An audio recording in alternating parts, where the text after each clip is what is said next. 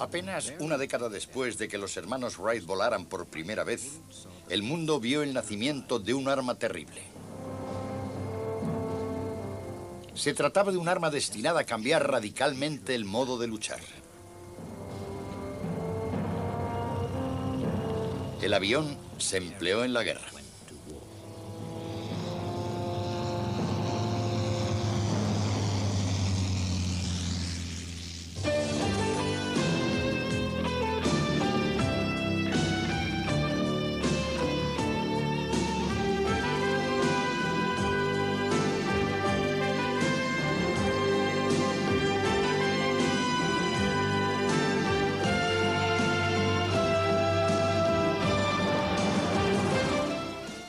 Alcanzar el cielo. El avión va a la guerra.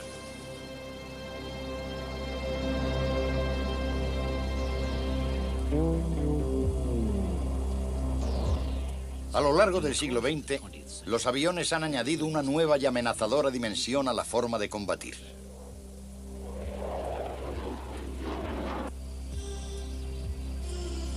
El progreso técnico ha sido muy rápido. En poco más del tiempo de una vida humana, se ha pasado de la era de la madera, el alambre y la tela, a esta poderosa máquina de combate, el Tornado.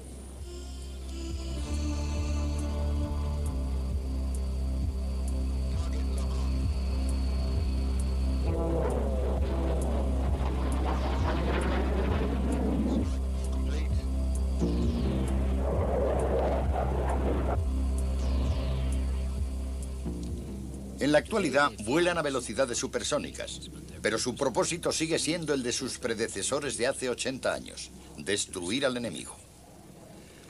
Los hermanos Wright percibieron la capacidad potencial del avión como plataforma de observación militar.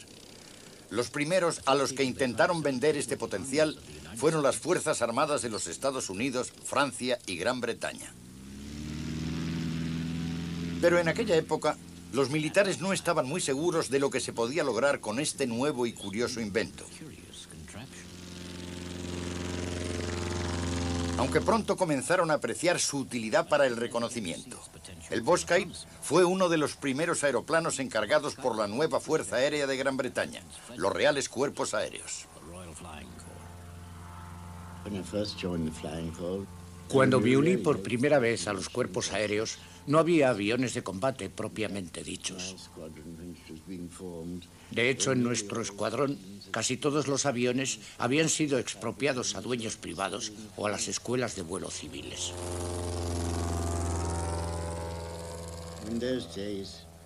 En aquellos días, los cuerpos aéreos eran muy pequeños. Casi todos los pilotos eran oficiales de los regimientos de caballería del ejército. Tenían dinero. Y pensaron que sería una buena idea meterse en una nueva rama de la ciencia como pilotar. Y por lo tanto, muy pocos rangos tenían la posibilidad de entrenarse como pilotos.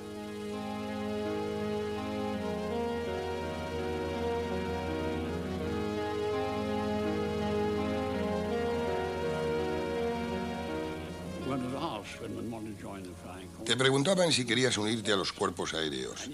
Y si sabías montar a caballo y te gustaba cazar, se sentían muy contentos, porque pensaban que tenías buena predisposición para ser piloto. El único problema era que yo pesaba demasiado. Se tenía que pesar menos de 65 kilos y yo pesaba 2,5 kilos más. Tenía que quitármelos rápidamente. Y lo único que se me ocurrió fue boxear con mis compañeros cadetes lo más posible. Beber todo el aceite de castor que pudiera y no comer nada. Bueno, me dieron 24 horas para conseguirlo. Y cuando me pesaron, pesaba medio kilo menos de los 65. Así es como empezó mi vida en los cuerpos aéreos.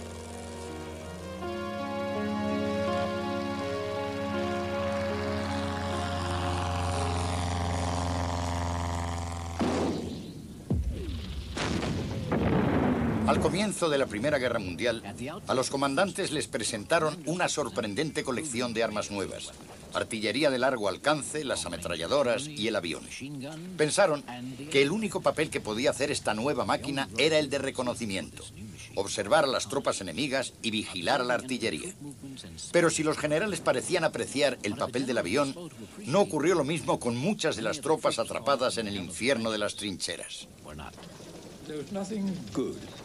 En las trincheras no había nada bueno.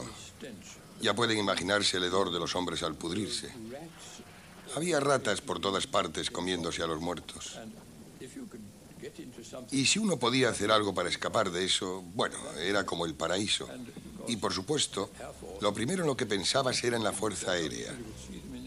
Porque los veías allí en el aire y siempre parecían muy seguros y cómodos allá arriba. En 1914, las fuerzas aéreas de las mayores potencias eran muy pequeñas.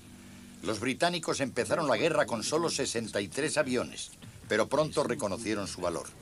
A finales de la guerra, 2/3 de toda la información militar había sido averiguada o confirmada por el avión. En los primeros tiempos, los medios de comunicación eran muy delicados.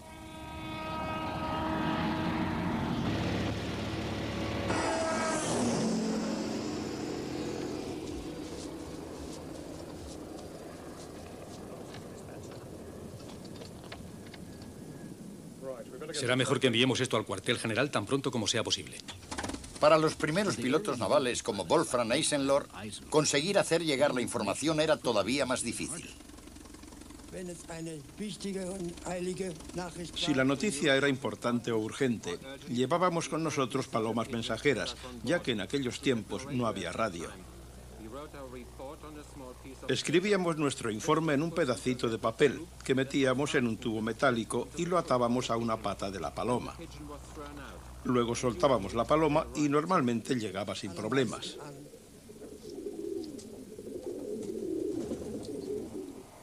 En 1915, el reconocimiento aéreo contaba con un instrumento nuevo, la cámara. Se enviaban fotografías del frente que eran analizadas minuciosamente.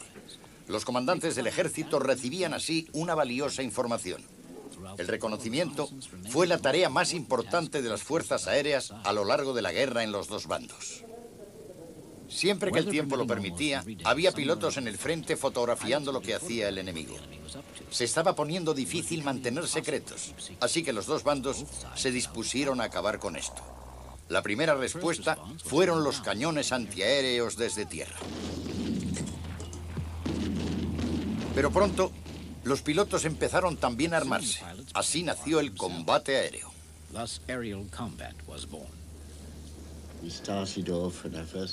Cuando fui a Francia por primera vez, nos daban un rifle para el observador y una pistola para el piloto.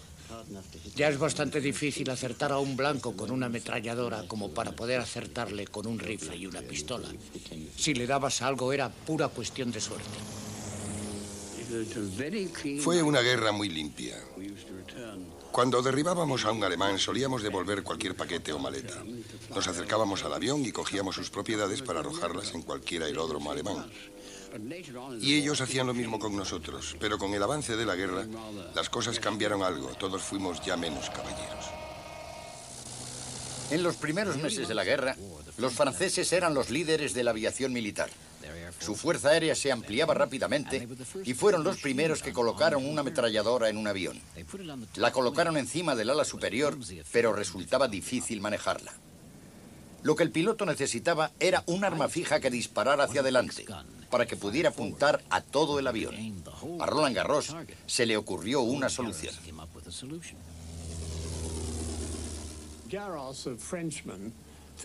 Garros, un francés, colocó un deflector detrás de su propulsor para poder disparar directamente hacia adelante.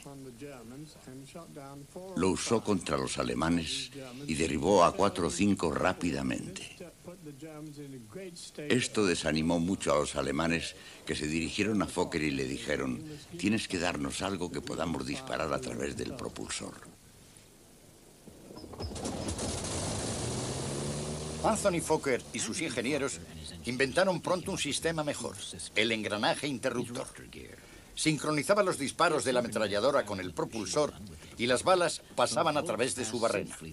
Lo que es más, construyeron un nuevo avión para explotar el invento, el Fokker Heimdecker. Por fin, Tenían los alemanes una máquina construida con un propósito. El avión entero se había convertido en un arma. Su ventaja se demostró pronto y las pérdidas aliadas se elevaron de un modo dramático. Ese periodo fue conocido como el azote del Fokker. El azote del Fokker tuvo lugar a finales de 1915 y fue realmente horrible. Porque ver a ese Fokker disparando a través del propulsor era algo totalmente nuevo para nosotros y causó mucho daño, derribó muchos de nuestros aviones. Volaba a más velocidad que ninguno de nuestros aparatos, hasta tal punto que tuve que escribir a casa a mis padres, diciéndoles exactamente lo contrario para que no se preocuparan. Les dije que el Fokker no suponía ninguna amenaza, lo que era mentira. Con el formidable Fokker, los alemanes estaban ganando la batalla aérea. Ellos experimentaron muchos de los principios del combate aéreo, desarrollaron tácticas nuevas y formaron escuadrones de combate especializados. El arquitecto de su éxito fue Oswald Bockel, un as que contaría pronto con 40 victorias en su haber. Su amigo Max Immelmann fue otro as que dio su nombre a una maniobra espectacular de combate aéreo. En los combates del frente occidental, los alemanes demostraron con gran éxito las tácticas de Bockel. Atacar por sorpresa siempre que fuera posible. Asegurarse la ventaja antes de combatir al enemigo. Acercarse por detrás y acercarse mucho antes de disparar. Si el enemigo baja en picado para atacar, date la vuelta y enfréntate a él. No te alejes. Los aliados, que no tenían el engranaje interruptor, intentaron algo diferente. Pusieron el propulsor en la parte de atrás y el arma en la parte de delante. Estos pusher les dieron algún respiro, pero lo que de verdad necesitaban era un auténtico avión de combate. Por fin, en diciembre de 1916 contaban con uno.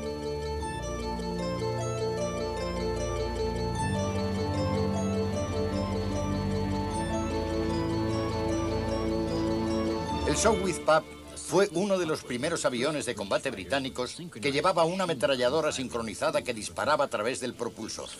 Era rápido, muy manejable y sus pilotos lo adoraban.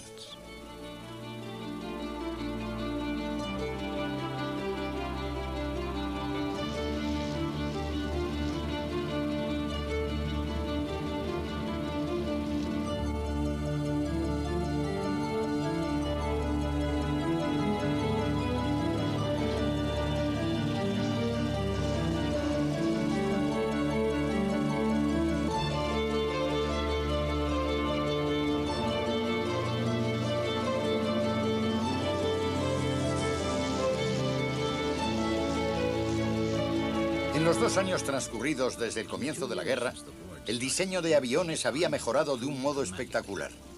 Los pilotos se sentaban ahora ante los controles de máquinas de matar de alto rendimiento.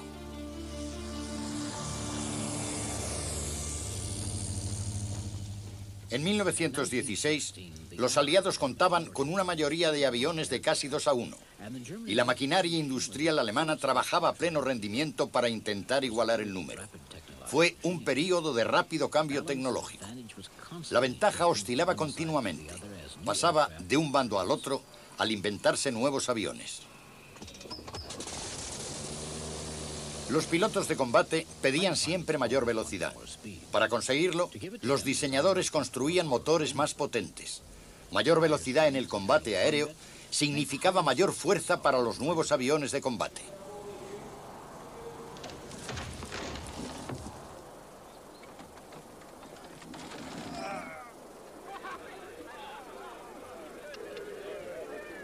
En la guerra en el mar, los dos bandos habían estado explorando los usos que podían sacarle al avión.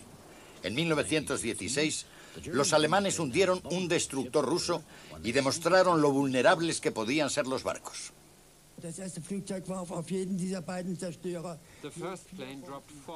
El primer avión arrojó 4 bombas sobre cada uno de los 2 destructores, pero en los 2 falló. Así que yo aprendí la lección y arrojé las 8 bombas sobre el mismo destructor. La quinta dio en el blanco y el barco sufrió un daño tan grande que se hundió. Pero encontrar los barcos enemigos en un océano grande no ha sido nunca fácil, y la Marina Real comprendió pronto lo útiles que eran los aviones de reconocimiento, porque además ayudaban a descubrir las armas que llevaban los barcos. El problema era que los aviones solo podían despegar desde tierra, así que se hicieron experimentos para ver si podían despegar también desde las plataformas de un barco.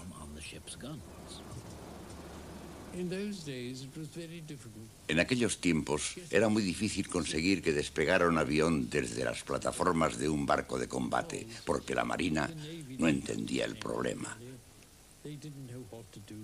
No sabían lo que había que hacer, y era preciso que el viento soplara directamente sobre la plataforma, porque si no era así, el avión se inclinaba a un lado.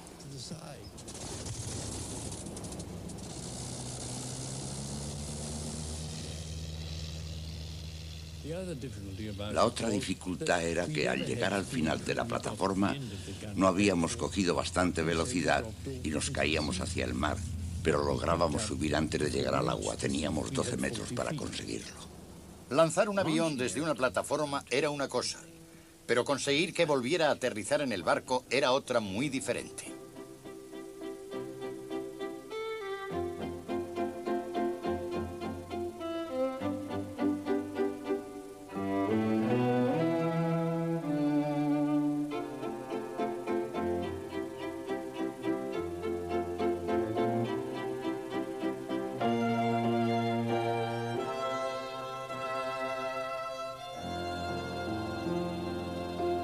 Finalmente, la Marina reacondicionó los HMS Furious, un crucero de combate, construyendo una cubierta especial en la proa del barco para que sirviera de pista al avión. Pero aún seguía sin solucionarse el problema de dónde aterrizar. Despegábamos del Furious y al final del viaje no teníamos otra alternativa que amerizar. Al dar con las ruedas en el agua, nos colocábamos en un ángulo de 45 grados. Entonces trepábamos por la cola y nos sentábamos a esperar. El destructor se colocaba a nuestro lado y si el día estaba en calma, nos agarrábamos a la soga de remolcar. Nos subían y ni siquiera nos mojábamos. En los días en que había tormenta podíamos mojarnos mucho. Y no nos preocupábamos porque el avión se fuera al fondo del mar. Lo principal era el piloto, desde luego. Después de todo, el avión no costaba más que un proyectil de 16 pulgadas, pero era un asunto peligroso. Y la Marina decidió hacer pruebas para comprobar si un avión podía o no podía aterrizar en la pequeña cubierta de la proa del HMS Furious. El primer piloto que aterrizó el 2 de agosto de 1917 fue mi comandante, el comandante de escuadrón Dunning. Había unos tensores de cuerda en los bordes de las alas y nuestro trabajo consistía en correr debajo del avión y agarrar los tensores. Entonces el piloto paraba el motor y lo bajábamos. Cuando tuvo lugar el primer aterrizaje, todos sentimos una gran emoción. Fue un momento histórico. 6 días después, Dunning iba a hacer otro aterrizaje, pero esta vez vino demasiado alto. Nos indicó con la mano que nos apartáramos y cuando iba a dar la vuelta de nuevo, puso el motor en marcha, pero estaba algo obstruido. El avión perdió velocidad y dio una voltereta lateral. Tuvo la mala suerte de ahogarse. Pero Dunning había demostrado que la idea funcionaba. En 1918, la Marina Real recibió 2 HMS Argos. Había empezado la era del portaaviones.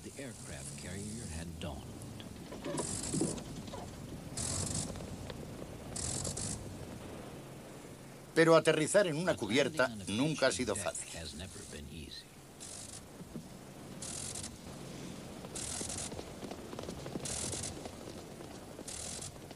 En el frente occidental había ahora cientos de aviones.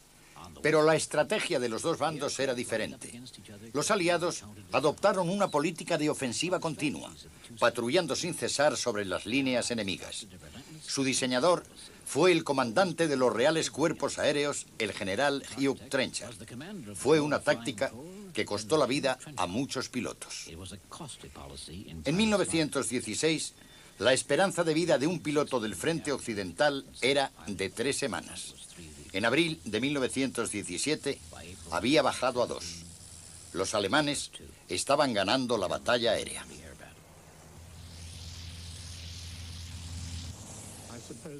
Creo que ese abril sangriento fue la peor época de la historia de los cuerpos aéreos. Nuestras bajas fueron numerosísimas. Llegaban muchos chicos nuevos que tenían que empezar a volar inmediatamente porque no teníamos pilotos suficientes. Salían a pilotar después de un entrenamiento de 15 o 16 horas de vuelo en solitario.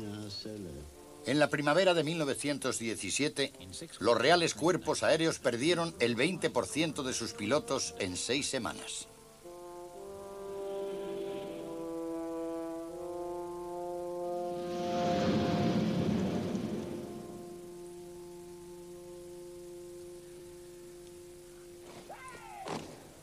Las tremendas pérdidas implicaban que había que entrenar rápidamente a nuevos pilotos. En Gran Bretaña, el periodo de entrenamiento fue con frecuencia muy corto y en los primeros tiempos el entrenamiento no fue siempre el correcto. Lo que los pilotos tenían que aprender eran los principios del combate aéreo. La situación no mejoró hasta agosto de 1917, en que se introdujo un nuevo sistema de entrenamiento de vuelo y combate.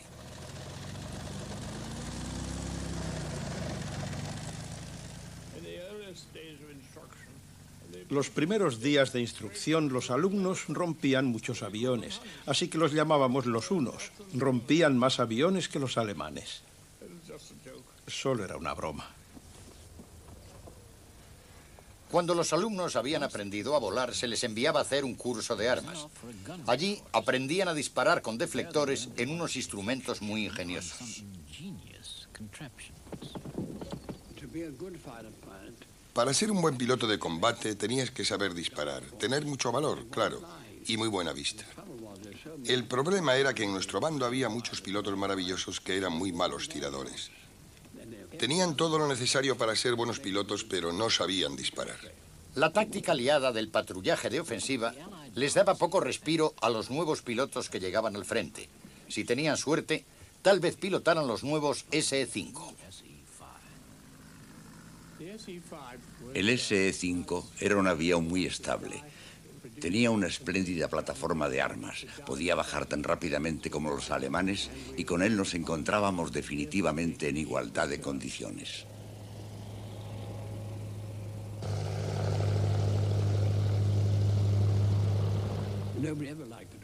A nadie le gustaba patrullar al amanecer. Nos despertaban alrededor de las 3 y nos sentíamos muy mal. Teníamos que salir de la cama e intentar desayunar. De muy mal humor, hartos de todo. Pero cuando estábamos en el aire, nos encontrábamos mucho mejor. La mayor parte de nuestro servicio de patrullas tenía lugar a unos 3.000 metros y teníamos que cubrirnos la cara o cualquier parte del cuerpo que lleváramos descubierta con aceite de ballena, que olía terriblemente. Pero si no, te congelabas y eso era una falta que suponía un consejo de guerra. Normalmente estábamos arriba antes que los alemanes. Creo que nos levantábamos una media hora antes porque ellos siempre aparecían después.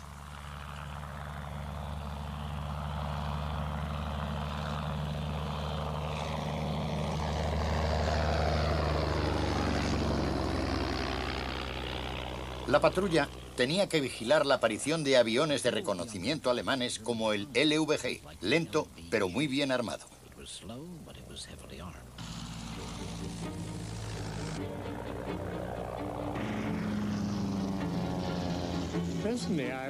Personalmente, yo siempre prefería atacar desde arriba. La altura te da velocidad. Puedes bajar y maniobrar, hacer giros rápidos y demás. Y el otro tipo no puede atacarte.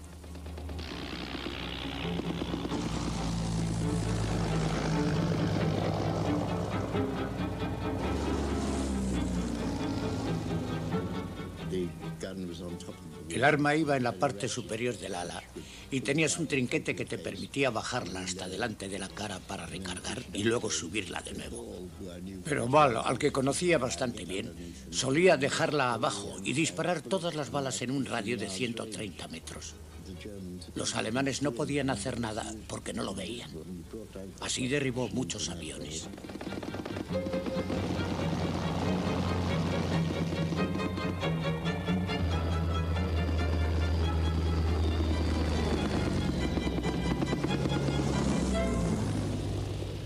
Abril de 1917.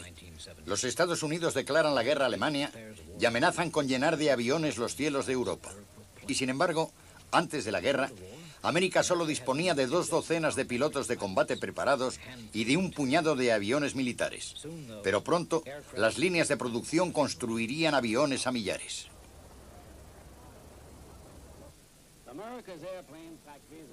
Las factorías americanas de aviones y nosotros, los trabajadores, no empezamos a trabajar hasta muy tarde. Para construir las alas de los aviones buscaron carpinteros, tapiceros, hasta modistas de alta costura. Estábamos a mediados de 1917. Los pintores usaban un barniz que olía a plátano. El fuselaje que elegimos era de diseño británico. El motor era completamente americano.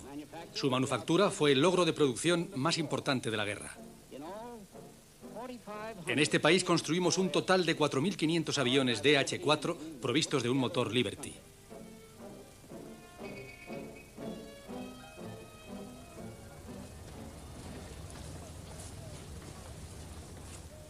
Se lanzó una gran campaña para reclutar los pilotos que llevarían estos aviones. Al final de la guerra, más de 10.000 pilotos americanos habían recibido entrenamiento, muchos por los británicos y los franceses. Algunos pilotos americanos luchaban ya en Europa. Se habían unido a un escuadrón francés especial, conocido como el Escuadrón Lafayette, y transmitieron luego su experiencia de combate a sus compatriotas. Los americanos tuvieron sus primeros éxitos en abril de 1918. Cuando llegó el día del armisticio, en noviembre de ese año, habían derribado 850 aviones alemanes. Los nuevos héroes comenzaron a salir a la luz pública, hombres como Raoul Lavery y Eddie Rickenbacker, que acabó la guerra con 26 derribos. A muchos de estos héroes les gustaba pintar sus aviones con colores llamativos. En una guerra en la que cientos de miles de hombres murieron en tierra de un modo anónimo, hubo unos pocos que se convirtieron en héroes nacionales, en leyendas, por sus hazañas en el aire. Pero el mayor héroe de la guerra, con mucho, fue el barón Manfred von Richthofen, un héroe nacional, ganador de la medalla alemana pour le mérite, que estaba al mando de un escuadrón de combatientes de élite. Los aliados lo llamaban el circo volador. Era muy simpático y se reía mucho. Y además, claro, era muy apuesto. Era algo regordete y tenía una figura magnífica. Richthofen era el más famoso, el que derribaba más aviones. Para nosotros, los pilotos jóvenes, era un tremendo incentivo hacer siempre lo que nos pedía. Hablábamos de él y poco a poco se convirtió en una especie de ídolo.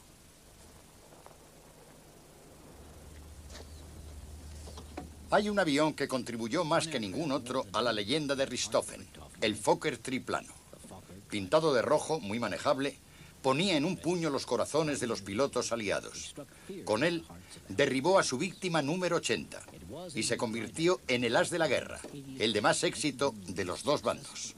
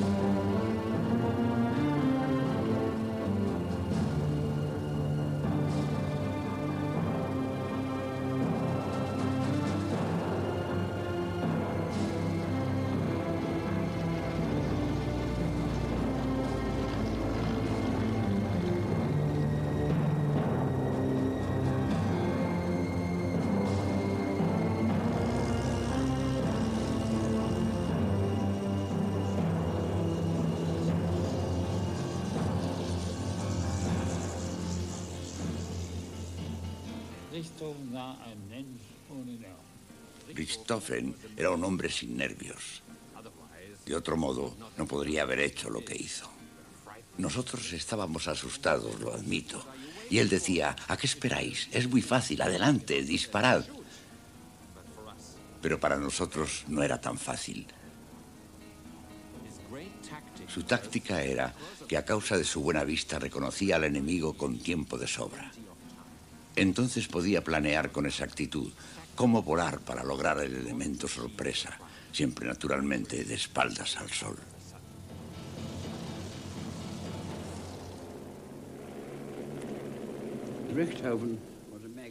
Richthofen era un magnífico líder y tenía este circo. Probablemente unos 40 o 50 aviones se paseaban arriba y abajo a lo largo de 16 kilómetros esperando a que apareciera uno de nuestros muchachos y luego combatía.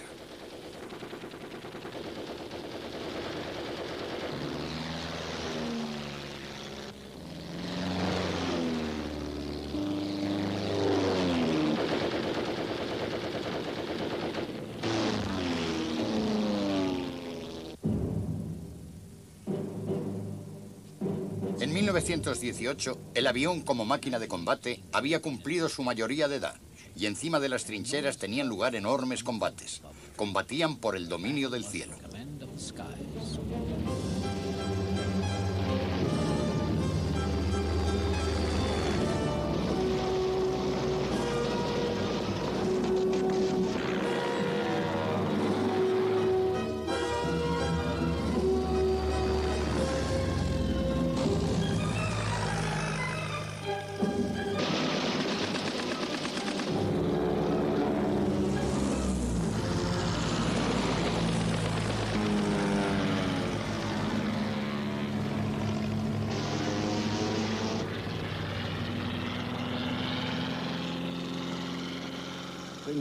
Cuando entrabas en combate ya no podías contar con nadie, solo contigo mismo.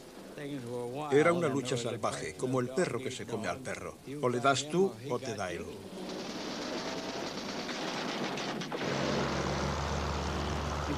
Era emocionante, siempre era emocionante, ocurría todo muy deprisa. A los 21 años no existe en realidad el miedo. Te emocionas tanto con lo que haces que parece que en vez de estar en una batalla, estuvieras en un partido de fútbol. La primera vez que derribé a uno, explotó en el aire en 1000 pedazos y casi vomité. Me sentí muy mal. Claro que tenía miedo. Estabas allí gritando con toda la fuerza de tus pulmones. Y aunque no gritaras, desde luego estabas decidido a acabar con tu enemigo antes de que él acabara contigo. Sabíamos lo que nos jugábamos, nuestras vidas. Sabíamos que teníamos que estar muy alerta, ser muy rápidos.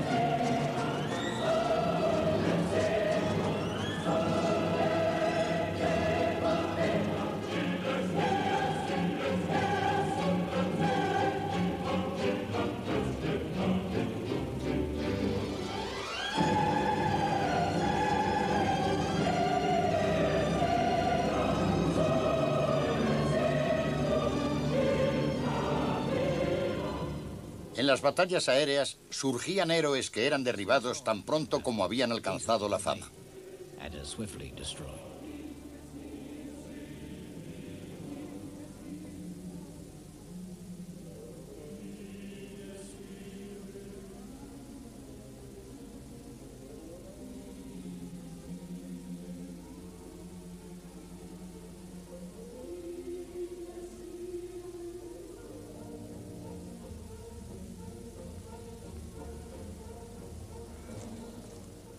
Ni siquiera el gran Richthofen escapó.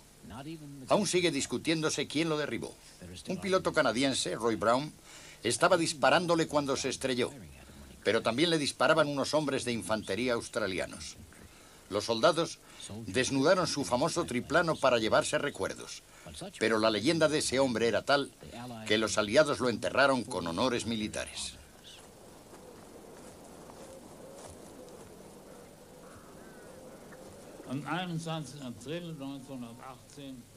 El 21 de abril de 1918, la terrible noticia llegó al frente.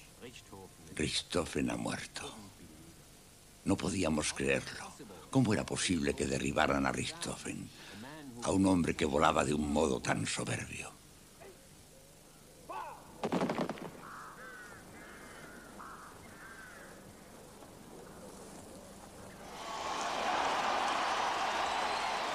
El 11 de noviembre de 1918 acabó la guerra. En los 4 años terribles que duró, las fuerzas aéreas cambiaron por completo. Ahora, los británicos tenían la primera fuerza aérea independiente del mundo, la Real Fuerza Aérea. También era la más grande, con 22.500 aviones organizados en 200 escuadrones. Pero el precio había sido alto. Solo el Reino Unido había perdido casi 9.500 pilotos en los 4 años de guerra.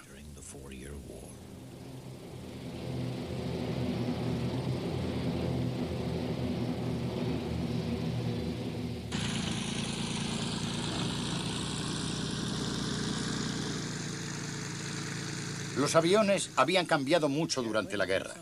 Al principio, apenas podían subir más de 300 metros y eran muy lentos. Al final de la guerra, los aviones de combate como el Bristol podían subir hasta 6.000 metros y volar a más de 190 kilómetros por hora.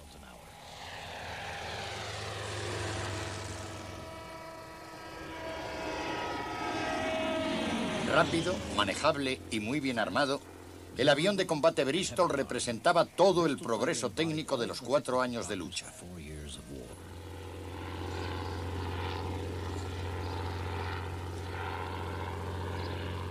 Pero con el final de la lucha, ¿a qué iban a dedicarse estos conquistadores del cielo?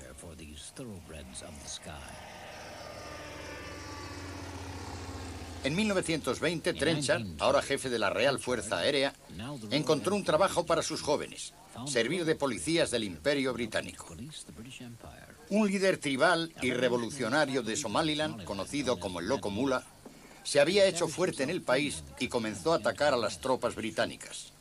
Trenchard aprovechó la oportunidad para demostrar las ventajas del poder aéreo. El Loco Mula, que antes había sido aliado nuestro, empezó a darnos la lata. El ejército había pedido 2 divisiones y el gobierno no podía permitirse el lujo de enviarlas. Y el secretario de Estado le preguntó a Trenchard si podía ayudarle a reducir el coste. Trenchard empleó un escuadrón. Las órdenes que tenía eran bombardear los fuertes de Mula hasta que salga y destruirlos por completo. La guerra duró 6 semanas. Al final, muerto Mula, sus seguidores se dispersaron. El secretario de Estado dijo en la Cámara de los Comunes que había sido la guerra más barata de la historia. En los 10 años siguientes, la mayor parte de los países recortaron sus presupuestos de defensa y, en consecuencia, los avances en el diseño del avión militar fueron muy lentos.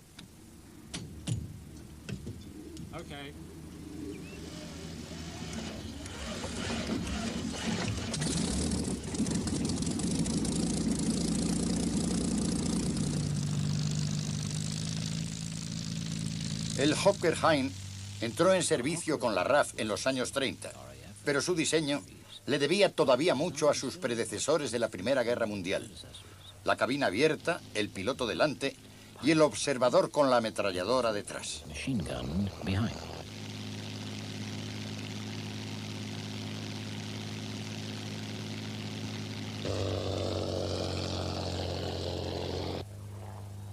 El Hind era sólido y de fiar, pero el enemigo más duro al que tuvo que enfrentarse fueron los hombres de las tribus de Afganistán en la frontera noroccidental.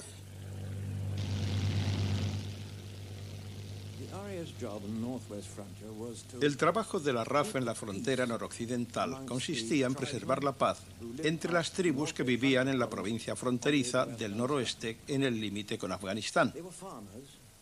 Eran granjeros y practicaban la guerra más o menos como un hobby. Todos estaban armados, todos los hombres estaban armados. Y de vez en cuando se atacaban unos a otros o atacaban el puesto de policía. Entonces nos pedían que hiciéramos algo al respecto.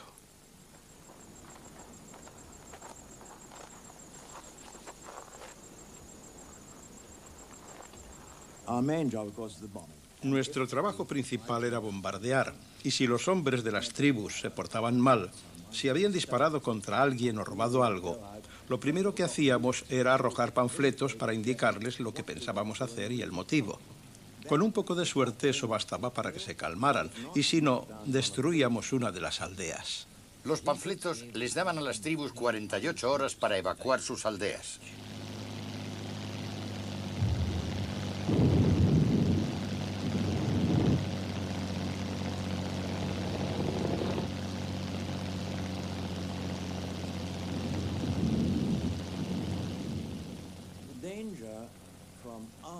Desde nuestro punto de vista, el único peligro que había era el fallo de un motor. Si te veías obligado a saltar en paracaídas, obviamente te encontrarías con un grupo de hombres muy enfadados que no te recibirían con los brazos abiertos. Podían entregarte a las mujeres de la tribu que te harían cosas terribles. Llevábamos con nosotros lo que se consideraba un certificado de protección. Este prometía enormes sumas de dinero si te devolvían, y había un apartado que decía que si te devolvían vivo y entero, entonces recibirían mucho más dinero que si te devolvían muerto o herido a causa de las torturas. Los aviones eran un medio barato y eficaz de mantener el orden en el Imperio Británico. Pero al otro lado del Atlántico seguía la batalla para que el avión fuera reconocido como un arma de guerra. Su paladín fue el general Billy Mitchell, un extravagante veterano de la Primera Guerra Mundial. Organizó unas pruebas de bombardeo para demostrar lo eficaz que podía ser el poder aéreo. Algunos barcos de guerra capturados a los alemanes sirvieron de blanco.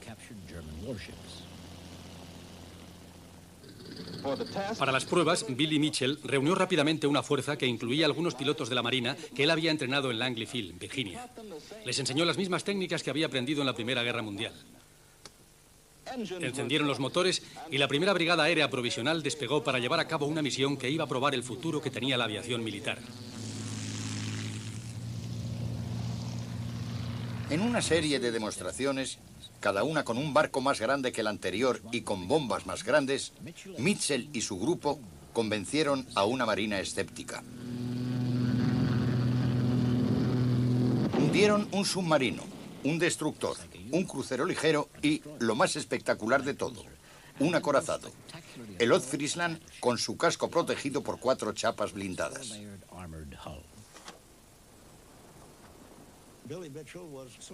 Billy Mitchell estaba tan convencido de las ventajas de los aviones en la guerra que se hizo muy impopular tanto en la infantería como en la marina. Estaba convencido de que la próxima guerra tendría lugar en el aire principalmente. Y casi tuvo razón. Creo que la mejor forma de describir a Billy Mitchell es decir que estaba muy por delante de su época.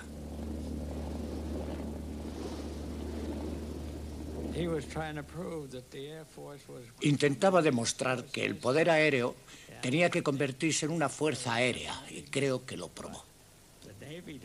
Pero a la Marina no le gustó. Había algunos viejos conservadores que decidieron formarle un consejo de guerra. Lo que me parece algo muy injusto, pero eso es lo que ocurrió. Al abogar abiertamente por una fuerza aérea independiente, Mitchell se enfrentó de modo inevitable con la institución militar. Le hicieron un consejo de guerra, acusándole de infringir la disciplina militar, y le obligaron a jubilarse. Pero incluso como civil, siguió argumentando en favor de una fuerza aérea. Ha habido personas en los Estados Unidos a las que hubiéramos debido llevar ante un consejo de guerra por suprimir deliberadamente nuestro poder aéreo. En la actualidad el poder aéreo es la primera línea de defensa de todos los países del mundo. Una nación sin poder aéreo está perdida. Mitchell murió en el olvido en 1936, año en el que se demostró el valor de sus profecías. Porque mientras Europa volvía a prepararse para la guerra, nacía un nuevo tipo de avión de combate. Modernos y poderosos, estos cazas iban a enfrentarse entre sí en 1940 en un duelo mortal por conseguir la superioridad aérea en los cielos del sur de Inglaterra. Iban a tomar parte en la primera de todas las batallas aéreas de la historia, la Batalla de Inglaterra.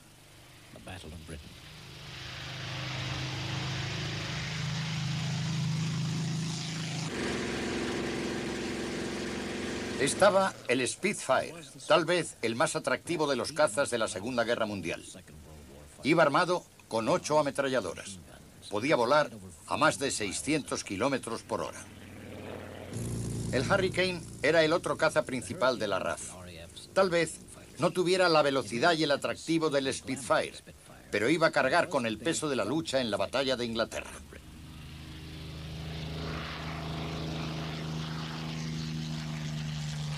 La contrapartida alemana fue el Messerschmitt 109. Rápido y bien armado, había ya demostrado su valía en los ataques alemanes en Europa.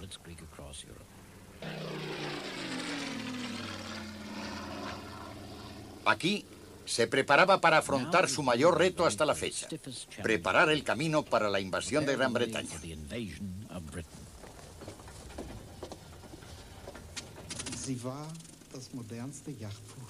Era el caza más moderno que había en todo el mundo. En primer lugar, tenía un ala muy baja. En segundo lugar, contaba con una cabina cerrada. Y en tercer lugar, iba equipado con un tren de aterrizaje plegable. Era tan bueno como el primer Spitfire, tal vez algo mejor. Y todo el mundo tenía la impresión de estar completamente a salvo cuando volaban en formación.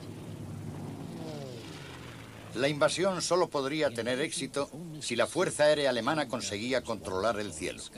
La Luftwaffe poseía la clave de la victoria. Los bombarderos iniciaron el ataque. Lentos y vulnerables, tenían que confiar en la protección de los cazas.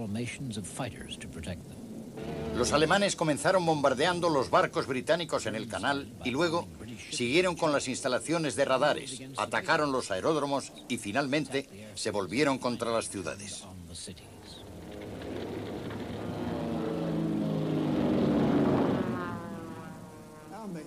Nuestro principal objetivo era movernos rápidamente y derribar un bombardero antes de que sus 109 nos atacaran. Los cazas de la Luftwaffe eran muy buenos y disponíamos de poco tiempo para atacar a los bombarderos.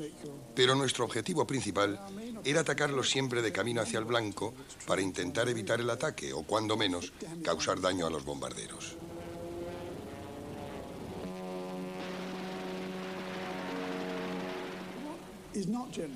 Lo que no parece comprender la gente es que si uno mantuviera el dedo en el botón, la munición se acabaría en 14 segundos.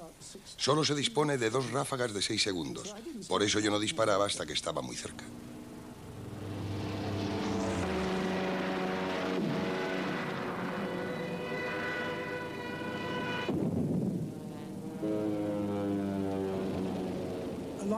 Aprendimos sobre la marcha muchas tácticas de los alemanes. Inicialmente teníamos que volar con cuellos duros, corbatas, abrigos y todo lo demás. Se sorprenderían. Y entre otras cosas hacía mucho calor. Poco a poco comenzamos a desabrocharnos el cuello por una buena razón, para poder mirar hacia atrás. También aprendimos a zigzaguear en vez de volar en formación. Los alemanes nos enseñaron a zigzaguear.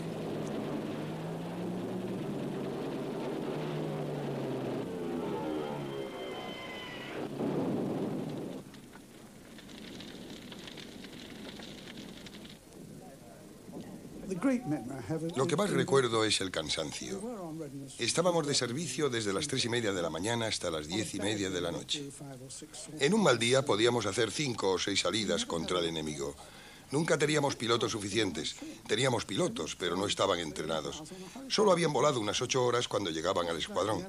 Como si un joven de hoy se subiera a un coche deportivo sin saber dónde está la palanca de las marchas.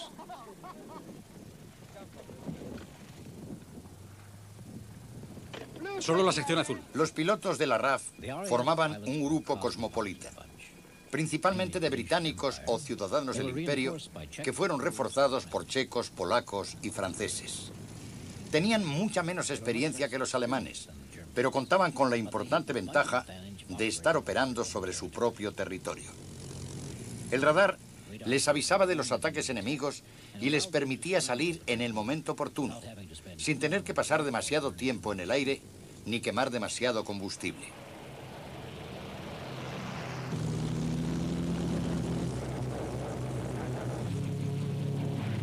Pero las pérdidas de la RAF fueron cuantiosas.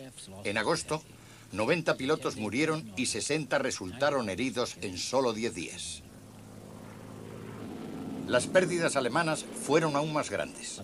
Antes del 17 de septiembre ya habían perdido más de 1.200 aviones. El Messerschmitt era un caza mejor en cierto modo, pero llevaba un arma que disparaba a través del propulsor, lo que implicaba que si te acercabas mucho, podías causarle un gran daño con un arma mejor. La maniobra más importante de la lucha era el giro en picado, y ningún avión superaba al Hurricane en eso. Era maravilloso haciendo esa maniobra.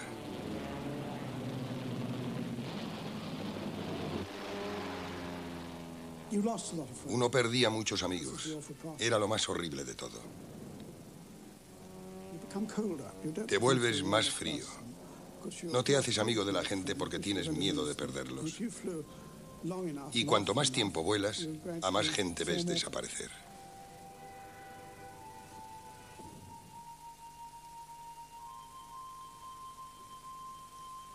El 17 de septiembre, Hitler anuló la invasión.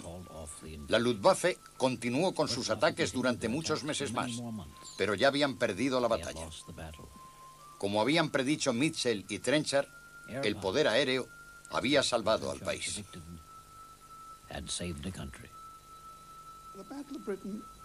La batalla de Inglaterra dio completamente la razón a Trenchard, porque él había dicho siempre que llegaría un día en el que este país se enfrentaría al poder aéreo.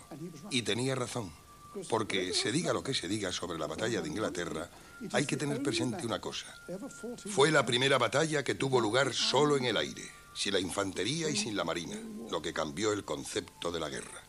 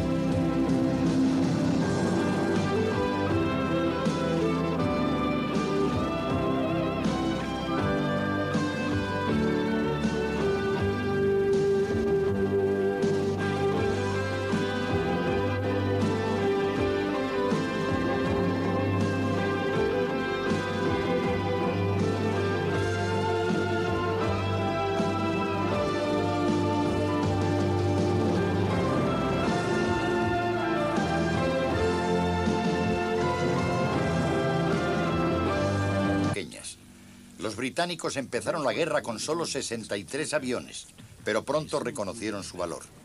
A finales de la guerra, 2/3 de toda la información militar había sido averiguada o confirmada por el avión. En los primeros tiempos, los medios de comunicación eran muy delicados.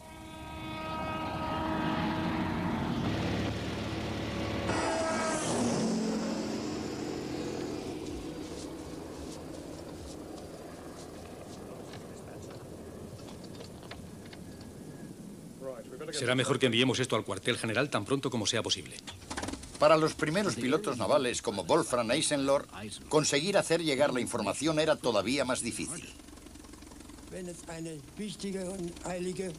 Si la noticia era importante o urgente, llevábamos con nosotros palomas mensajeras, ya que en aquellos tiempos no había radio. Escribíamos nuestro informe en un pedacito de papel que metíamos en un tubo metálico y lo atábamos a una pata de la paloma. Luego soltábamos la paloma y normalmente llegaba sin problemas.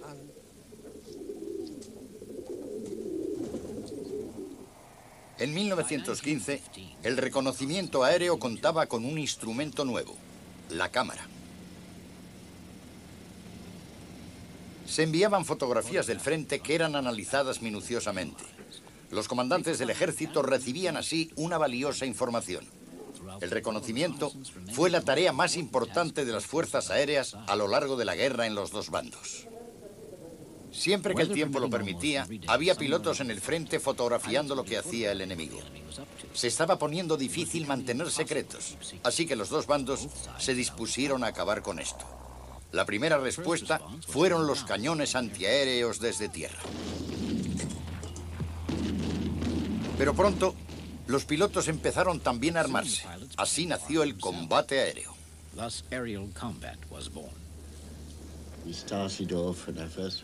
Cuando fui a Francia por primera vez, nos daban un rifle para el observador y una pistola para el piloto. Ya es bastante difícil acertar a un blanco con una ametralladora como para poder acertarle con un rifle y una pistola.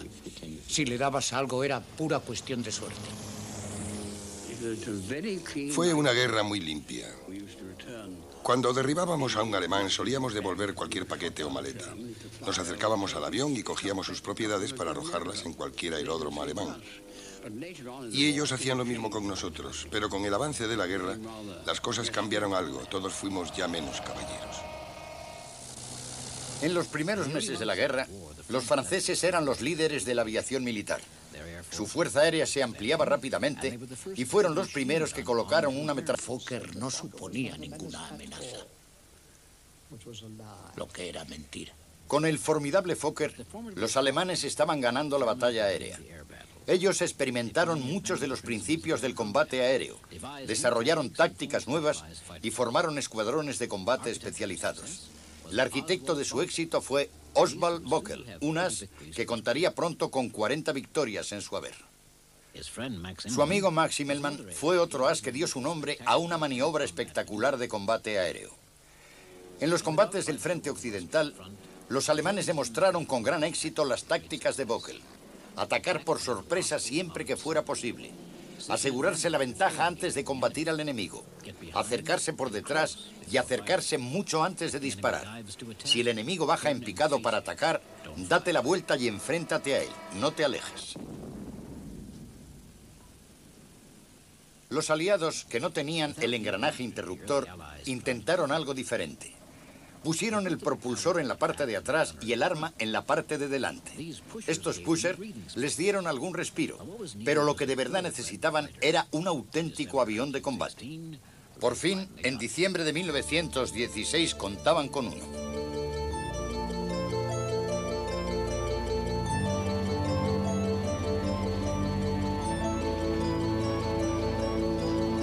El Sopwith Pup fue uno de los primeros aviones de combate británicos que llevaba una ametralladora sincronizada que disparaba a través del propulsor.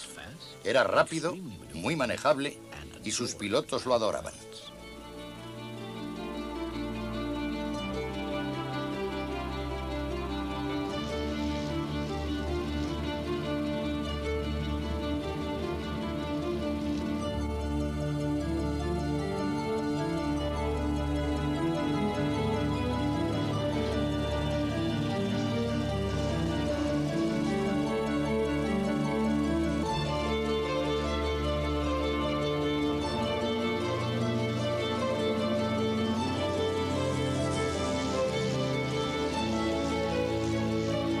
En los 2 años transcurridos desde el comienzo de la guerra, el diseño de aviones había mejorado de un modo espectacular. Los pilotos se sentaban ahora ante los controles de máquinas de matar de alto rendimiento.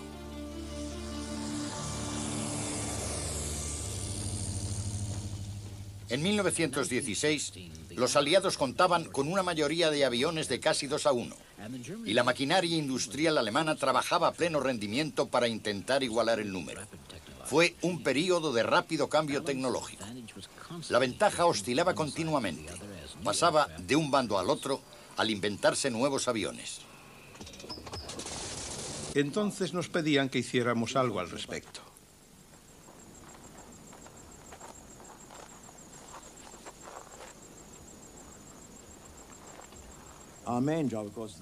Nuestro trabajo principal era bombardear, y si los hombres de las tribus se portaban mal, si habían disparado contra alguien o robado algo, lo primero que hacíamos era arrojar panfletos para indicarles lo que pensábamos hacer y el motivo.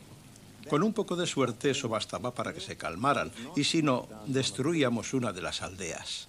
Los panfletos les daban a las tribus 48 horas para evacuar sus aldeas.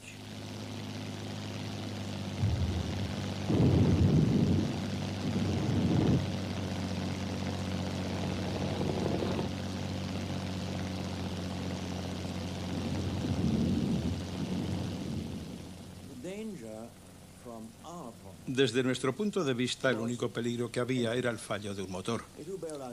Si te veías obligado a saltar en paracaídas, obviamente te encontrarías con un grupo de hombres muy enfadados que no te recibirían con los brazos abiertos. Podían entregarte a las mujeres de la tribu que te harían cosas terribles. Llevábamos con nosotros lo que se consideraba un certificado de protección. Este prometía enormes sumas de dinero si te devolvían, y había un apartado que decía que si te devolvían vivo y entero, entonces recibirían mucho más dinero que si te devolvían muerto o herido a causa de las torturas.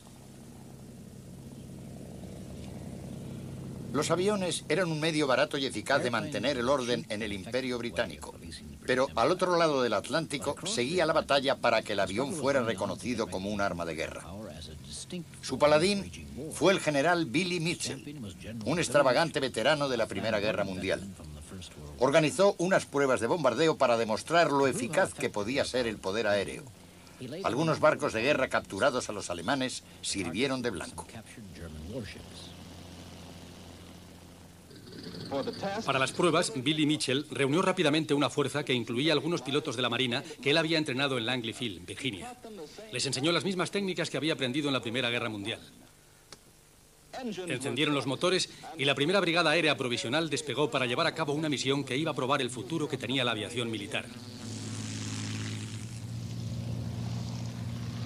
En una serie de demostraciones, cada una con un barco más grande que el anterior y con bombas más grandes, Mitchell y su grupo convencieron a una marina escéptica. Hundieron un submarino, un destructor, un crucero ligero y, lo más espectacular de todo, un acorazado, el Ostfriesland, con su casco protegido por 4 chapas blindadas.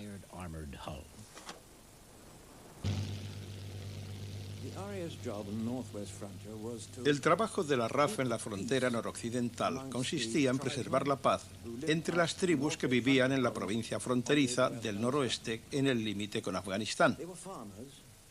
Eran granjeros y practicaban la guerra más o menos como un hobby. Todos estaban armados, todos los hombres estaban armados. Y de vez en cuando se atacaban unos a otros o atacaban el puesto de policía. Entonces nos pedían que hiciéramos algo al respecto.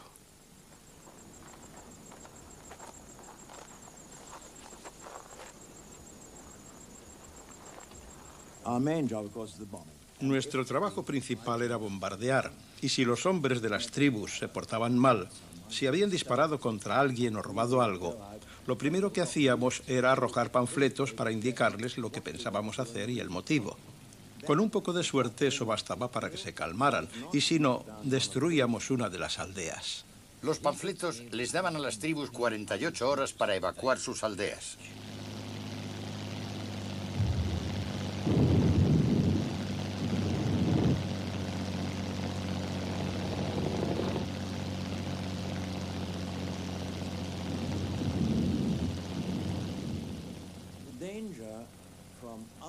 Desde nuestro punto de vista, el único peligro que había era el fallo de un motor.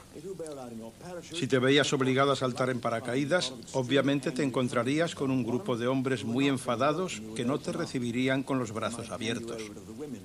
Podían entregarte a las mujeres de la tribu que te harían cosas terribles. Llevábamos con nosotros lo que se consideraba un certificado de protección. Este prometía enormes sumas de dinero si te devolvían, y había un apartado que decía que si te devolvían vivo y entero, entonces recibirían mucho más dinero que si te devolvían muerto o herido a causa de las torturas. Los aviones eran un medio barato y eficaz de mantener el orden en el Imperio Británico. Pero al otro lado del Atlántico seguía la batalla para que el avión fuera reconocido como un arma de guerra. Su paladín fue el general Billy Mitchell, un extravagante veterano de la Primera Guerra Mundial. Organizó unas pruebas de bombardeo para demostrar lo eficaz que podía ser el poder aéreo. Algunos barcos de guerra capturados a los alemanes sirvieron de blanco. Para las pruebas, Billy Mitchell reunió rápidamente una fuerza que incluía algunos pilotos de la Marina que él había entrenado en Langley Field, Virginia. Les enseñó las mismas técnicas que había aprendido en la Primera Guerra Mundial.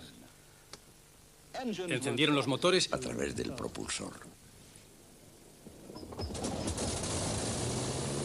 Anthony Fokker y sus ingenieros inventaron pronto un sistema mejor, el engranaje interruptor. Sincronizaba los disparos de la ametralladora con el propulsor y las balas pasaban a través de su barrena. Lo que es más, construyeron un nuevo avión para explotar el invento, el Fokker-Heidegger. Por fin, tenían los alemanes una máquina construida con un propósito. El avión entero se había convertido en un arma. Su ventaja se demostró pronto y las pérdidas aliadas se elevaron de un modo dramático. Ese periodo fue conocido como el azote del Fokker. El azote del Fokker tuvo lugar a finales de 1915 y fue realmente horrible. Porque ver a ese Fokker disparando a través del propulsor era algo totalmente nuevo para nosotros y causó mucho daño, derribó muchos de nuestros aviones. Volaba a más velocidad que ninguno de nuestros aparatos, hasta tal punto que tuve que escribir a casa a mis padres, diciéndoles exactamente lo contrario para que no se preocuparan. Les dije que el Fokker no suponía ninguna amenaza, lo que era mentira. Con el formidable Fokker, los alemanes estaban ganando la batalla aérea. Ellos experimentaron muchos de los principios del combate aéreo, desarrollaron tácticas nuevas y formaron escuadrones de combate especializados. El arquitecto de su éxito fue Oswald Bockel, un as que contaría pronto con 40 victorias en su haber. Su amigo Max Immelmann fue otro as que dio su nombre a una maniobra espectacular de combate aéreo. En los combates del frente occidental, los alemanes demostraron con gran éxito las tácticas de Bockel. Atacar por sorpresa siempre que fuera posible. Asegurarse la ventaja antes de combatir al enemigo. Acercarse por detrás y acercarse mucho antes de disparar. Si el enemigo baja en picado para atacar, date la vuelta y enfréntate a él. No te alejes. Los aliados, que no tenían el engranaje interruptor, intentaron algo diferente. Pusieron el propulsor en la parte de atrás y el arma en la parte de delante. Estos pusher les dieron algún respiro, pero lo que de verdad necesitaban era un auténtico avión de combate. Por fin, en diciembre de 1916 contaban con uno.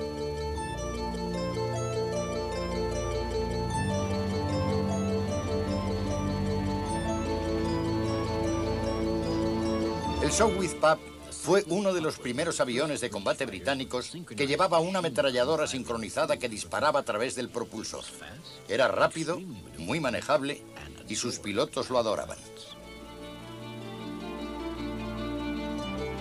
Que nos apartáramos y cuando iba a dar la vuelta de nuevo puso el motor en marcha, pero estaba algo obstruido. El avión perdió velocidad y dio una voltereta lateral. Tuvo la mala suerte de ahogarse. Pero Dunning había demostrado que la idea funcionaba. En 1918, la Marina Real recibió 2 HMS Argos. Había empezado la era del portaaviones.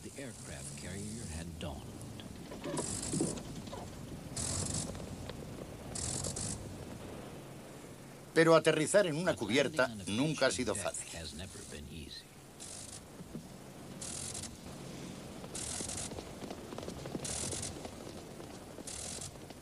En el frente occidental había ahora cientos de aviones. Pero la estrategia de los dos bandos era diferente. Los aliados adoptaron una política de ofensiva continua, patrullando sin cesar sobre las líneas enemigas. Su diseñador fue el comandante de los Reales Cuerpos Aéreos, el general Hugh Trenchard. Fue una táctica que costó la vida a muchos pilotos. En 1916, la esperanza de vida de un piloto del frente occidental era de 3 semanas. En abril de 1917 había bajado a 2. Los alemanes estaban ganando la batalla aérea.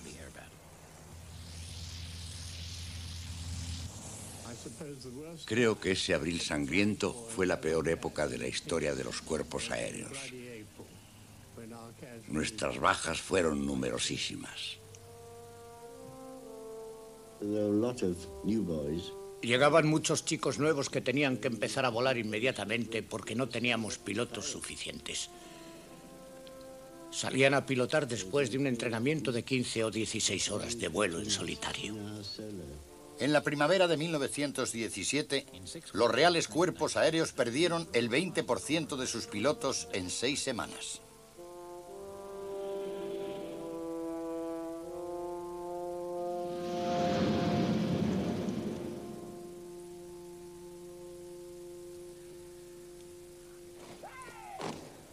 Las tremendas pérdidas implicaban que había que entrenar rápidamente a nuevos pilotos. En Gran Bretaña, el periodo de entrenamiento fue con frecuencia muy corto y en los primeros tiempos el entrenamiento no fue siempre el correcto. Lo que los pilotos tenían que aprender eran los principios del combate aéreo. La situación no mejoró hasta agosto de 1917, en que se introdujo un nuevo sistema de entrenamiento de vuelo y combate.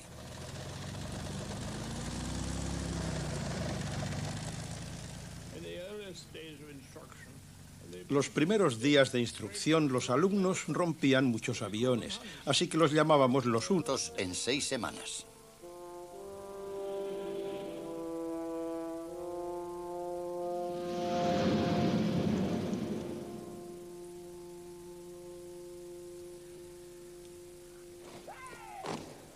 Las tremendas pérdidas implicaban que había que entrenar rápidamente a nuevos pilotos. En Gran Bretaña, el periodo de entrenamiento fue con frecuencia muy corto y en los primeros tiempos el entrenamiento no fue siempre el correcto. Lo que los pilotos tenían que aprender eran los principios del combate aéreo. La situación no mejoró hasta agosto de 1917, en que se introdujo un nuevo sistema de entrenamiento de vuelo y combate.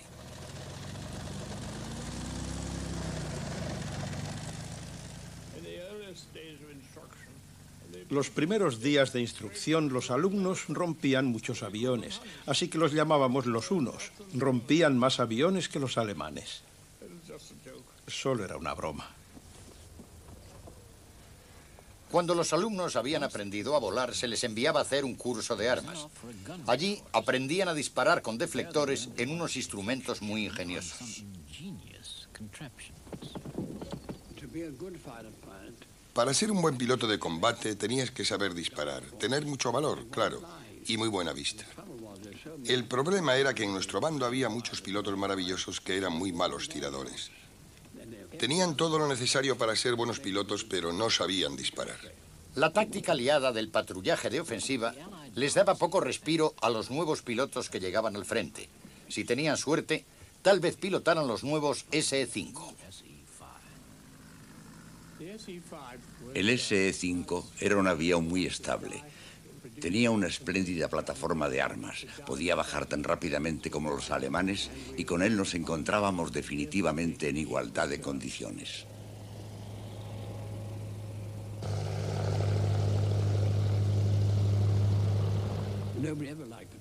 A nadie le gustaba patrullar al amanecer. Nos despertaban alrededor de las 3 y nos sentíamos muy mal. Teníamos que salir de la cama e intentar desayunar. De muy mal humor, hartos de todo. Pero cuando estábamos en el aire, nos encontrábamos mucho mejor. La mayor parte de nuestro servicio de patrullas tenía lugar a unos 3.000 metros y teníamos que cubrirnos la cara o cualquier parte del cuerpo que lleváramos descubierta con aceite de ballena, que olía terriblemente. Pero si no, te congelabas y eso era una falta que suponía un consejo de guerra. Normalmente estábamos arriba antes que los alemanes. Creo que nos levantábamos una media hora antes porque ellos siempre aparecían después.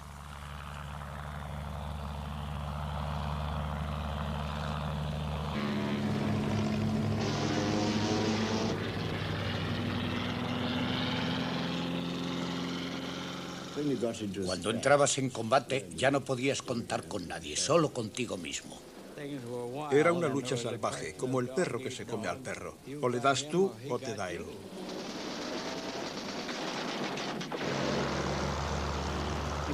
Era emocionante, siempre era emocionante, ocurría todo muy deprisa. A los 21 años no existe en realidad el miedo.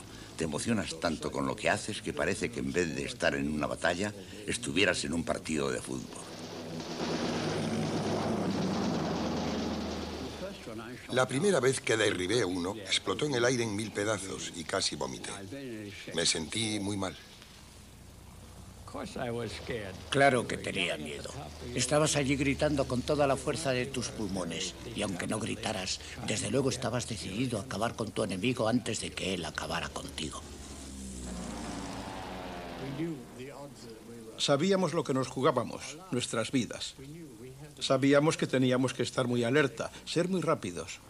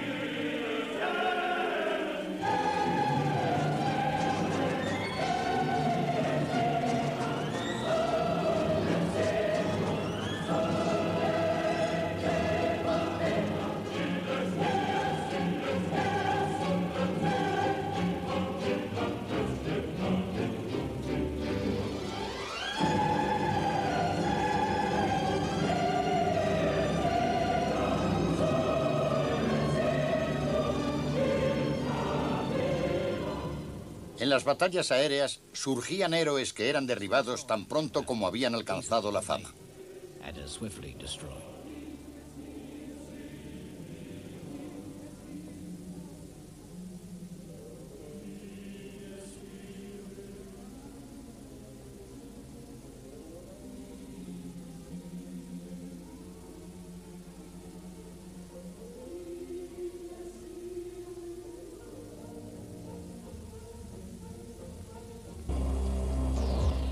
A lo largo del siglo XX, los aviones han añadido una nueva y amenazadora dimensión a la forma de combatir.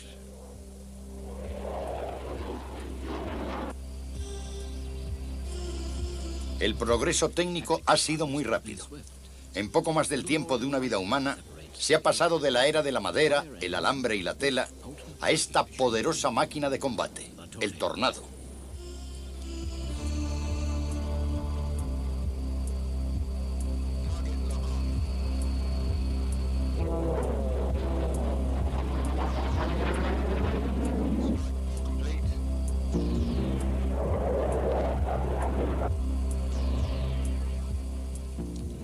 En la actualidad vuelan a velocidades supersónicas, pero su propósito sigue siendo el de sus predecesores de hace 80 años, destruir al enemigo.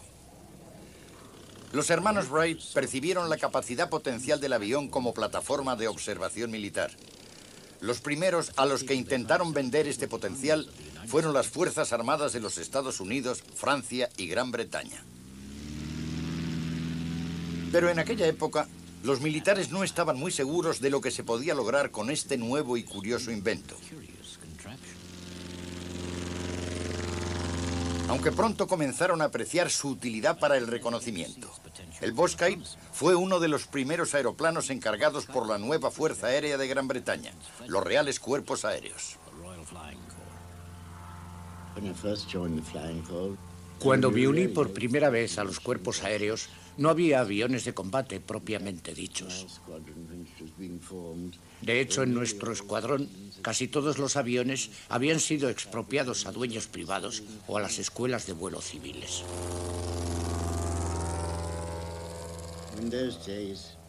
En aquellos días, los cuerpos aéreos eran muy pequeños. Casi todos los pilotos eran oficiales de los regimientos de caballería del ejército. Tenían dinero. Y pensaron que sería una buena idea meterse en una nueva rama de la ciencia como pilotar. Y por lo tanto, muy pocos rangos tenían la posibilidad de entrenarse como pilotos.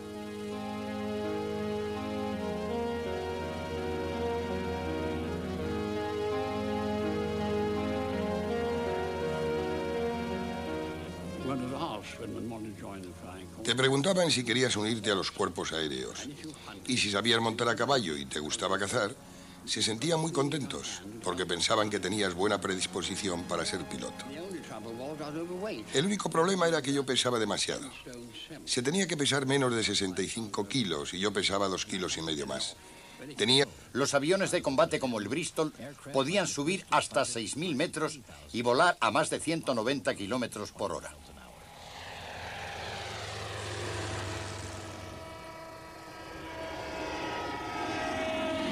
Rápido, manejable y muy bien armado, el avión de combate Bristol representaba todo el progreso técnico de los 4 años de lucha.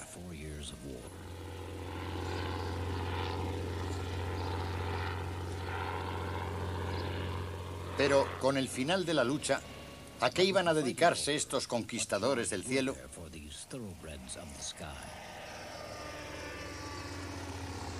En 1920, Trenchard, ahora jefe de la Real Fuerza Aérea, encontró un trabajo para sus jóvenes, servir de policías del Imperio Británico. Un líder tribal y revolucionario de Somaliland, conocido como el Loco Mula, se había hecho fuerte en el país y comenzó a atacar a las tropas británicas. Trenchard aprovechó la oportunidad para demostrar las ventajas del poder aéreo. El Loco Mula, que antes había sido aliado nuestro, empezó a darnos la lata. El ejército había pedido 2 divisiones y el gobierno no podía permitirse el lujo de enviarlas. Y el secretario de Estado le preguntó a Trenchard si podía ayudarle a reducir el coste. Trenchard empleó un escuadrón. Las órdenes que tenía eran bombardear los fuertes de Mula hasta que salga y destruirlos por completo. La guerra duró 6 semanas. Al final, muerto Mula, sus seguidores se dispersaron. El secretario de Estado dijo en la Cámara de los Comunes que había sido la guerra más barata de la historia. En los 10 años siguientes, la mayor parte de los países recortaron sus presupuestos de defensa y, en consecuencia, los avances en el diseño del avión militar fueron muy lentos.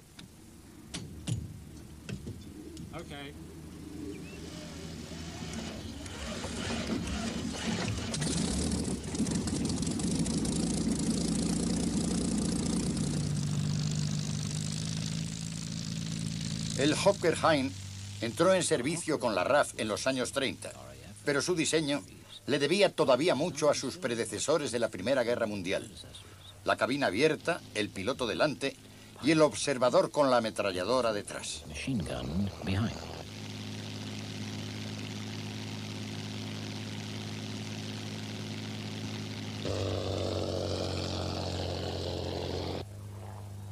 El Hind era sólido y de fiar, pero el enemigo más duro al que tuvo que enfrentarse fueron los hombres de las tribus de Afganistán en la frontera. La aérea provisional despegó para llevar a cabo una misión que iba a probar el futuro que tenía la aviación militar. En una serie de demostraciones, cada una con un barco más grande que el anterior y con bombas más grandes, Mitchell y su grupo convencieron a una marina escéptica. Un Hundieron un submarino, un destructor, un crucero ligero y, lo más espectacular de todo, un acorazado. El Ostfriesland con su casco protegido por 4 chapas blindadas.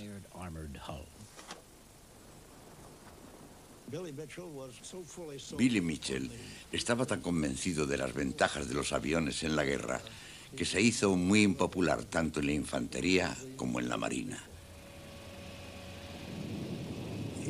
Estaba convencido de que la próxima guerra tendría lugar en el aire principalmente. Y casi tuvo razón. Creo que la mejor forma de describir a Billy Mitchell es decir que estaba muy por delante de su época.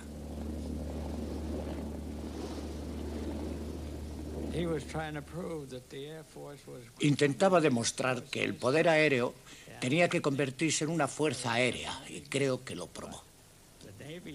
Pero a la Marina no le gustó. Había algunos viejos conservadores que decidieron formarle un consejo de guerra.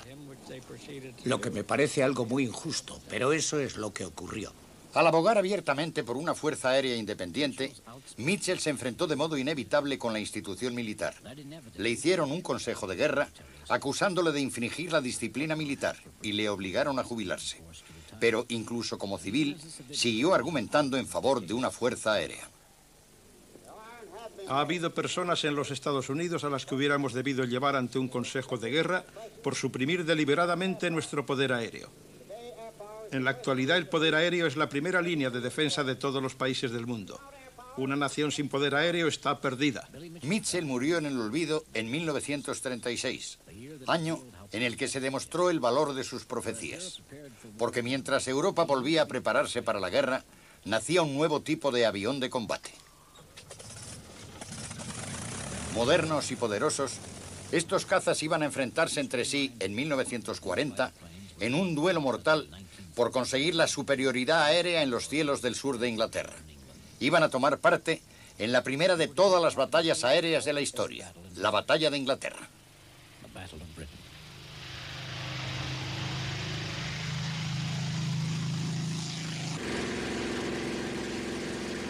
Estaba el Spitfire, tal vez el más atractivo de los cazas de la Segunda Guerra Mundial. Iba armado con 8 ametralladoras. Podía volar a más... Mitchell estaba tan convencido de las ventajas de los aviones en la guerra que se hizo muy impopular tanto en la infantería como en la marina. Estaba convencido de que la próxima guerra tendría lugar en el aire principalmente. Y casi tuvo razón. Creo que la mejor forma de describir a Billy Mitchell es decir que estaba muy por delante de su época.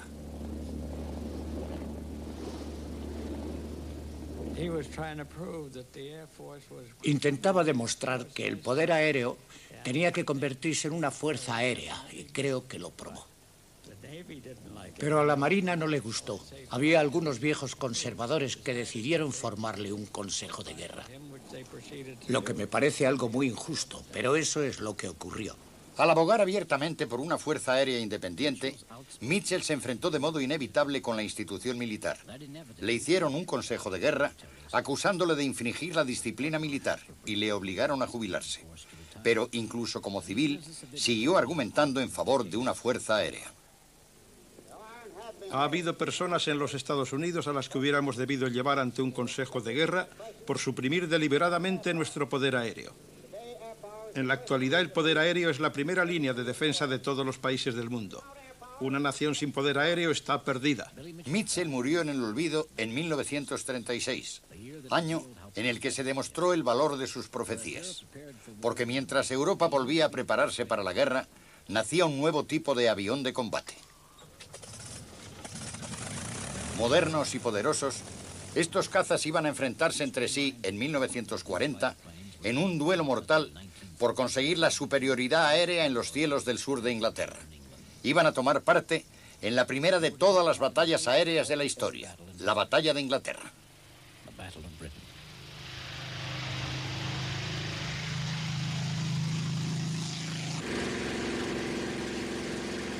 Estaba el Spitfire, tal vez el más atractivo de los cazas de la Segunda Guerra Mundial. Iba armado con 8 ametralladoras. Podía volar a más de 600 kilómetros por hora. El Hurricane era el otro caza principal de la RAF. Tal vez no tuviera la velocidad y el atractivo del Spitfire, pero iba a cargar con el peso de la lucha en la batalla de Inglaterra.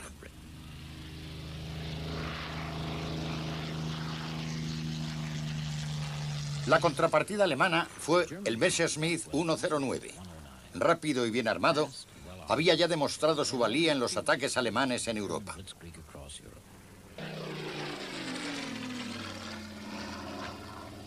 Aquí se preparaba para afrontar su mayor reto hasta la fecha: